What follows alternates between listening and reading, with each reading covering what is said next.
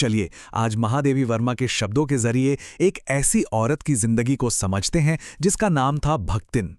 ये कहानी है उस समाज से लड़ती एक औरत की, उसके मजबूत स्वाभिमान की और एक ऐसे रिश्ते की जिसे शायद कोई नाम ही नहीं दिया जा सकता। कहानी के जो लेखिका हैं महादेवी वर्मा, वो भक्तिन के पूरे किरदार को बस इस एक लाइन में समेट देती हैं। सोचिए, हनुमान जी जो भक्ति और सेवा का सबसे बड़ा प्रतीक माने जाते हैं, भक्तिन की तुलना सीधे उनसे की गई है। मतलब ये कोई नौकरी नहीं थी, ये तो एक इंसान का दूसरे के लिए पूरा का पूरा समर्पण था। तो आखिर ये भक्तिन थी कौन? अगर आप उसे देखते तो वो छोटे से कद की, दुबले पतले शरीर वाली एक आम सी देहाती औरत लगती। लेकिन इस साधारण से चेहरे के पीछे ना संघर्षों की एक बहुत लंबी दास्तान छिपी थी, और एक नाम जिसमें एक बहुत गहरी, एक अजीब सी विडंबना थी। अब जरा ये विरोधाभास देखिए। उसका असली नाम था लक्ष्मी, यानी धन और दौलत की देवी। पर उसकी किस्मत में क्या था? गरीबी और मुश्किलों से भरी एक जिंदगी। ये एक ऐसा बोझ था जिसे वो शायद हर पल महसूस करती थी। उसे अपने इस नाम से इतनी चिढ़ थी कि उसने महादेवी वर्मा से बाकायदा विनती की कि उसे कभी लक्ष्मी कहकर मत बुलाइएगा। शायद उसे लगता था कि ये नाम उसकी गरीबी का, उसकी हालातों का मजाक उड़ाता है, उसे बार बार ये याद दिलाता है कि उसके पास क्या नहीं था। तब लेखिका ने उसे एक नया नाम दिया, भक्तिन, और ये नाम उसके ऊपर बिल्कुल सही बैठता था। सिर मुंडा हुआ, गले में कंठी माला, बिल्कुल किसी साध्वी की तरह। लक्ष्मी नाम को तो उसने पूरी तरह ठुकरा दिया था, पर भक्तिन नाम को उसने फौरन अपना लिया। शायद इसी नाम में उसे अपनी असली पहचान मिली, अपनी वफादार और समर्पित आत्मा की एक झलक। तो चलिए अब उसकी कहानी को एकदम शुरू से जानते हैं। उसका जीवन शुरू हुआ झूसी गांव से, जहां बचपन से ही उसे प्यार की जगह मिली उपेक्षा और दुख, और इसी दुख की नींव पर उसके मजबूत इरादों की इमारत खड़ी हुई। जरा सोचकर देखिए, सिर्फ 5 साल की उम्र में शादी कर दी गई और 9 साल की उम्र में गौना करके ससुराल भेज दिया, और इसके कुछ ही समय बाद उसके पिता, जो शायद घर में इकलौते थे जो उससे सच में प्यार करते थे, वो गुजर गए। और सबसे बुरी बात क्या थी? उसकी सौतेली माँ और सास ने मिलकर उससे ये खबर ही छुपा ली।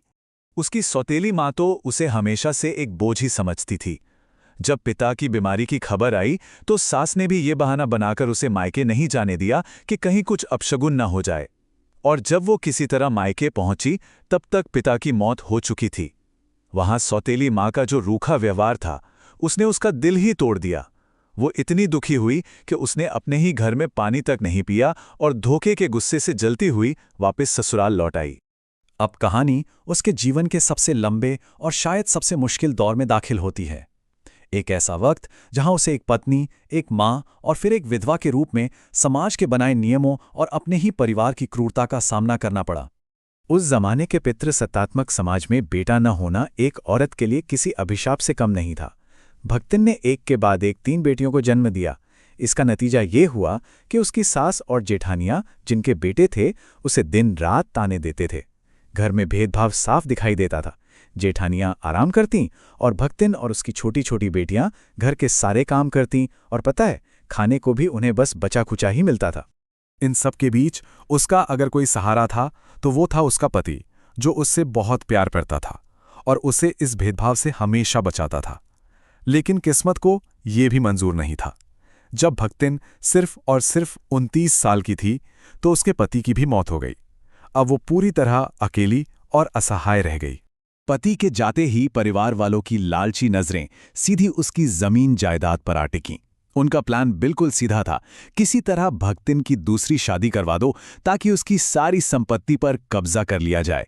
लेकिन भक्तिन ने हार नहीं मानी। उसने साफ साफ इनकार कर दिया। समाज के रिवाजों के खिलाफ जाकर एक विधवा के तौर पर अपना सिर मुंडवा लिया और अपनी संपत्ति बचाने के लिए अपनी बड़ी बेटी के पति को घर जमाई बनाकर अपने पास रख लिया। लेकिन ऐसा लग रहा था जैसे दुर्भाग्य उसका पीछा ही नहीं छोड़ना चाहता। कुछ ही सालों में उसकी बड़ी बेटी भी विधवा हो गई। परिवार वालों के लिए ये उसकी संपत्ति हड़पने का एक और सुनहरा मौका था। इस बार उन्होंने एक बहुत ही घिनौनी साजिश रची। भक्तिन की जेठ ने अपने एक तीतरबाज साले को जबरदस्ती उसकी बेटी के कमरे में धकेल दिया और बाहर से दरवाजा बंद कर दिया। जब बेटी ने अपनी इज्जत बचाने के लिए उस आदमी को पीटा तो रिश्तेदारों ने पंचायत बुला ली और पूरी कहानी ही पलट दी। और पंचायत ने भी सच को देखने की बजाय कलयुग की इस समस्या का एक अजीब सा हल निकाला कि दोनों की शादी करवा दी जाए। ये एक ऐसा फैसला था जिसने सब कुछ बर्बाद कर दिया। वो नया दामाद बेहद आलसी और झगड़ालू निकला। घर में रोज रोज के झगड़ों से आर्थिक हालत बिगड़ती चली गई और आखिरकार वो दिन भी आ गया जब लगान न चुका पाने के कारण जमींदार ने भक्तिन को सजा के तौर पर पूरे दिन कड़ी धूप में खड़ा रखा। एक स्वाभिमानी औरत के लिए ये अपमान बर्दाश्त के बाहर था। बस उसी दिन उसने अपना गांव हमेशा के लिए छोड़ दिया और काम की तलाश में शहर की ओर निकल पड़ी। और यहीं से उसकी जिंदगी का आखिरी और सबसे अहम अध्याय शुरू होता है। भक्तिन शहर पहुंचकर महादेवी वर्मा के घर नौकरी करने लगती है और एक ऐसे रिश्ते की शुरुआत होती है जो आखिर में दोनों की दुनिया को बदल कर रख देता है। यहां तो जैसे दो अलग अलग दुनियाओं का टकराव हो रहा था। एक तरफ भक्तिन थी जो गांव की मोटी मोटी रोटियां और गाढ़ी दाल बनाती, तो दूसरी तरफ लेखिका थीं जो शहरी खाने की आदी थीं। भक्तिन ने अपनी रसोई की सीमा कोयले की एक रेखा से खींच दी, जबकि लेखिका का घर आधुनिक और खुला हुआ था। ये सिर्फ आदतों का फर्क नहीं था, ये दो अलग अलग सोच और जीवन जीने के तरीकों का फर्क था। और मजे की बात यह हुई कि पढ़ी लिखी शहरी लेखिका अपनी इस अनपढ़ नौकरानी को जरा भी नहीं बदल पाई, बल्कि हुआ इसका उल्टा। भक्तिन ने धीरे धीरे लेखिका को ही बदल दिया। महादेवी जी ने मकई की दलिया और बाजरे के पुए खाना सीख लिया, गांव की कहानियां और कहावतें सीखीं और एक ऐसी दुनिया को समझा जो उनकी अपनी दुनिया से बिल्कुल ही अलग थी। और वक्त के साथ इन दो बिल्कुल अलग औरतों के बीच एक ऐसा गहरा रिश्ता बन गया जिसे आप कोई नाम नहीं दे सकते। ये रिश्ता मालिक और नौकर की जो पारंपरिक परिभाषा होती है उससे कहीं कहीं आगे निकल गया था। भक्तिन की जो भक्ति थी वो असाधारण थी। वो दिन हो या रात लेखिका के साए की तरह उनके साथ रहती। जब युद्ध का खतरा मंडराया तो उसने अपनी छोटी सी जमा पूंजी जो थी वो भी लेखिका को सौंप दी। वो जेल के नाम से तक कांपती थी, लेकिन अपनी मालकिन के लिए वो बड़े लाट साहब तक से लड़ने को तैयार थी ताकि वो उनके साथ जेल जा सके। ये वफादारी किसी नौकरी की मजबूरी से नहीं आई थी, ये गहरे अपनेपन और स्नेह से पैदा हुई थी। महादेवी वर्मा ने खुद इस बात को लिखा है कि उनके बीच सेवक और स्वामी का संबंध था ही नहीं। भक्तिन को नौकरी से निकाला नहीं जा सकता था, और अगर आप उसे जाने को कहते भी तो भी वो जाने वालों में से नहीं थी। वो कोई कर्मचारी नहीं, बल्कि उस घर का, उस परिवार का एक अटूट हिस्सा बन चुकी थी।